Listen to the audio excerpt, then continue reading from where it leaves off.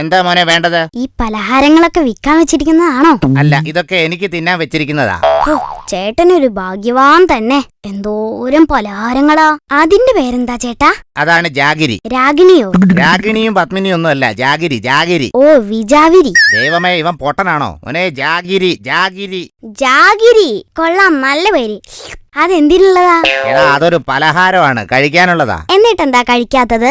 എനിക്ക് കഴിക്കാനല്ല, ഈ കടയിൽ വരുന്ന മറ്റുള്ളവർക്ക് കഴിക്കാനുള്ളതാ. മൈ ഗോഡ്, ഞാൻ അറിഞ്ഞില്ല ചേട്ടാ. ഒരു 10 എണ്ണം താ, കഴിക്കട്ടെ. വല്ലാത്ത വിശപ്പ്. കാശുണ്ടോ? കാശോ? ഏയ്, കാശില്ല. എങ്കിൽ കഴിക്കണ്ട. കാശുണ്ടെങ്കിലേ കഴിക്കാൻ പറ്റൂ. അതൊരു വല്ലാത്ത ചതിയായി പോയി ചേട്ടാ. ഈ നാട്ടില് കാശില്ലാത്തവർക്ക് ജീവിക്കണ്ടേ?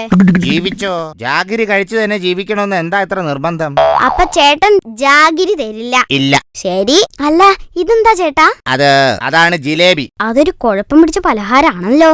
അതെന്താടാ അങ്ങനെ? ജിലേബിക്ക് എന്താ കുഴപ്പം? അല്ല, ആകെ ചൊറഞ്ഞു തിരിഞ്ഞു കുഴഞ്ഞു കിടക്കുന്നത് കണ്ട് ചോദിച്ചതാ. ജിലേബി അങ്ങനെയാ ഉണ്ടാക്കുന്നത്. നാവില് വെക്കാൻ പറ്റുമെന്ന് ദൈവത്തിനറിയാം. അത് മാത്രം പറയരുത്. ഈ കടയിൽ വിൽക്കുന്ന പലഹാരങ്ങളെല്ലാം ഞാൻ തന്നെയാ ഉണ്ടാക്കുന്നത്. ഇന്ന് വരെ ഒരു കുഴപ്പവും ആരും പറഞ്ഞിട്ടില്ല. അത് നോണാ. കഴിഞ്ഞ ദിവസം റപ്പായി ചേട്ട ഇവിടുന്ന് ജിലേബി വാങ്ങി കഴിച്ചിട്ട് ഉപ്പ് കൂടുതലാണെന്ന് പറഞ്ഞല്ലോ. ഉപ്പ് കൂടുതലോ? ജിലേബിയിലോ? അത് ശരി. ചേട്ടന് ഉപ്പിന്റെ പാകം അറിയാത്തതിന് എന്നെയാണോ വഴക്ക് പറയുന്നേ? 30 വർഷമായി ഞാൻ ജിലേബി ഉണ്ടാക്കുന്നു. ഇന്ന് വരെ ഒരു കുഴപ്പവും പറ്റിയിട്ടില്ല. നാണില്ലല്ലോ പറയാൻ. 30 വർഷമായി പോലും. എന്നിട്ട് ഇതുവരെ ഈ ജിലേബി ഇങ്ങനെ വട്ടത്തി ചുറ്റാനല്ലാതെ നേരെ ഉണ്ടാക്കാൻ പഠിച്ചില്ലല്ലോ.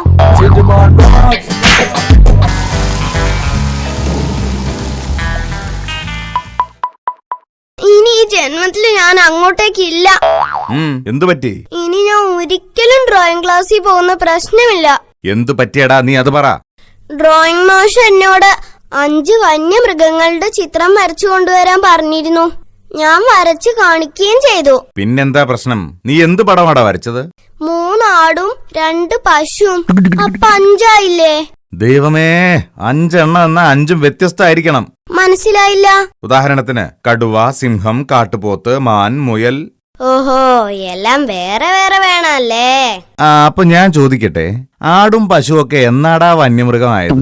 നമ്മൾ ആടിനെയും പശുവിനെയും കാട്ട് കൊണ്ടുപോയി കെട്ടി. അപ്പൊ ഐറ്റകളും വന്യമൃഗമായില്ലേ? പിന്നെന്താ പ്രശ്നം? നിന്നോടൊക്കെ സംസാരിച്ചു തുടങ്ങിയ കുഴഞ്ഞത് തന്നെ. ഏതായാലും ചിത്രം വരെയോ നിർത്തി. കഷ്ടം. ഓരോന്നും തുടങ്ങും എന്നിട്ട് നിർത്തും. ഇത് ഇവന്റെ സ്ഥിര ഏർപ്പാടാ. ഓഹോ, അത് ശരി. പാട്ട് പഠിക്കാൻ പോയി, 2 ദിവസം കഴിഞ്ഞപ്പോ നിർത്തി. അമ്മേ, മാഷിന്റെ സംഗതി പോരാ. ഡാൻസ് പഠിക്കാൻ പോയി, ടീച്ചർ പോരാത്രേ. ടീച്ചർ പോരാ. Bharatanatyam means just okay. പക്ഷെ പൂച്ചക്കടി തീരെ പോരാ. പൂച്ചക്കടി അല്ലടാ, കുച്ചിപ്പുടി. കുച്ചിപ്പുടി. എന്തായാലും ടീച്ചർ തീരെ പോരാ. എടാ, നമ്മൾ എന്തെങ്കിലും ഒരു കാര്യത്തിന് പോയാൽ അത് കംപ്ലീറ്റ് ചെയ്തിട്ടേ വരാവൂ. എങ്ങനെ? എടാ, നമ്മൾ ഏതെങ്കിലും ഒരു കാര്യത്തിന് ഇറങ്ങി തിരിച്ചാൽ അവിടെ ഉറച്ചു നിൽക്കണം. മനസ്സിലായോ? ഓക്കെ അച്ഛാ. ഇന്നു മുതൽ ഞാൻ സകല കലാപരിപാടികളും നിർത്താൻ തീരുമാനിച്ചു. എനിക്ക് തോന്നുന്നു എന്റെ ഭാവി ഫുട്ബോളിലാണ്. പാവം ഫുട്ബോൾ. അമ്മ കളിയാക്കൊന്നും വേണ്ട. എന്നെ ഗോളിയാക്ക എന്ന് കോച്ച് പറഞ്ഞിട്ടുണ്ട്.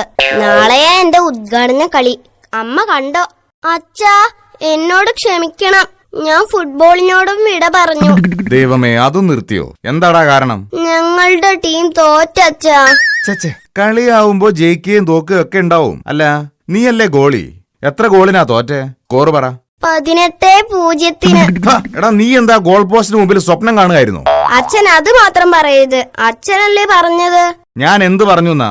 അച്ഛനല്ലേ പറഞ്ഞത് ഏത് കാര്യത്തിന് പോയാലും ഉറച്ചു നിൽക്കണെന്ന്.